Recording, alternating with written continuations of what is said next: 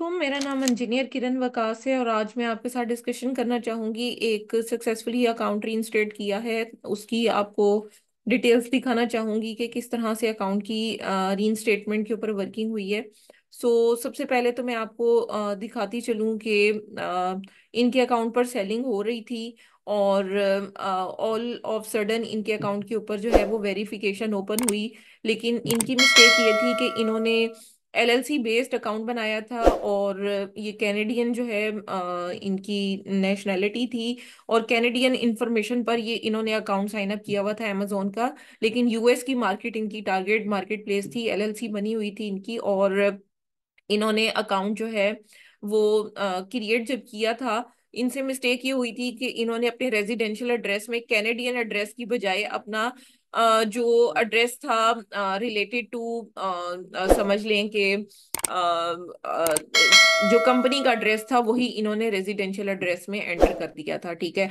तो इनका अकाउंट जो है वो उसके ऊपर वेरिफिकेशन ओपन हुई और अमेजोन ने इनके अकाउंट को डीएक्टिवेट कर दिया। ठीक है। अब मैं आपको इनके डीएक्टिवेशन का नोटिफिकेशन दिखा रही हूँ जिसमें अमेजोन ने इनके अकाउंट को सबसे पहले डीएक्टिवेट किया था। और यहाँ पर देखिएगा कि we received your submission but do not have enough information to activate your account. अच्छा, उसके बाद यहाँ पर अगर आप देखें तो मैं इसकी ना एक्चुअली सारी चीजें आपको दिखाना चाह रही हूँ कि किस तरीके से अकाउंट इनसे यूटिलिटी बिल मांगा गया। इन्होंने यूटिलिटी बिल उस एड्रेस पर कुछ भी अवेलेबल नहीं था, इन्होंने बिजनेस के डॉक्यूमेंट अपलोड कर दिए। अमेजोन ने फौरी तौर पे ये वाला नोटिफिकेशन सेंड कर दिया, we are unable to verify the information related to your account और did not receive any information regarding your listing और सेलिंग हिस्ट्री। उसके बाद इन्होंने जब दोबारा से सबमिशन की, उस सबमिशन के बाद ये देखें, ये 18 ऑफ जुलाई की बात है जब इनके अकाउंट के ऊपर ये इशू आया। ठीक है। 18 जुलाई के बाद अगर आप देखें तो फर्दर इनके अकाउंट के ऊपर बहुत सारे नोटिफिकेशंस। फिर यहाँ पर अगर आप देखें तो हमने इनके अकाउंट के ऊपर जो है वो फंड्स की अपील करके सबसे पहले तो इनकी फंड्स जो है उसकी डिसबर्समेंट करवाई, क्योंकि इनके अकाउंट के ऊपर फर्दर अपील्स का कोई भी, जैसे ही अपील करते थे अमेजोन कहता था कि भाई आपकी सबमिशन नहीं है। और एक ही सबमिशन इन्होंने उसके बाद करवाई थी खुद से, जिस पे अमेजोन ने इनको फ्रॉडलेंट एक्टिविटी करके अब फिर नोटिफिकेशन के बगैर इनकी अपील्स क्लोज हो जाती थी। कुछ भी अमेजोन इनको जो है वो रिस्पॉन्ड नहीं करता था। जब ये केस हमारे पास आया तो हमने फिर ये किया कि पहले तो इनके फंड्स डिसबर्स करवाए जो कि इनके सेलर अकाउंट के अंदर मौजूद थे।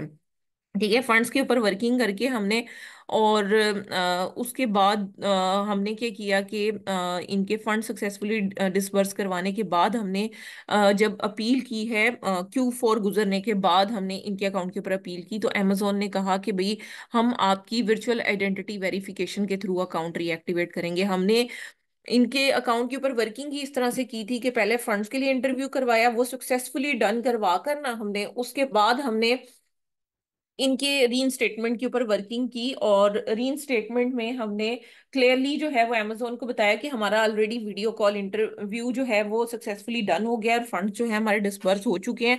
हमने वो सारे स्क्रीनशॉट भी साथ में अटैच किए थे। और फिर अमेजोन ने फौरी तौर पे हमें जो है एक नया मौका दे दिया जिसमें दोबारा से उन्होंने कहा कि आप virtual identity verification video call के थ्रू करवाएं।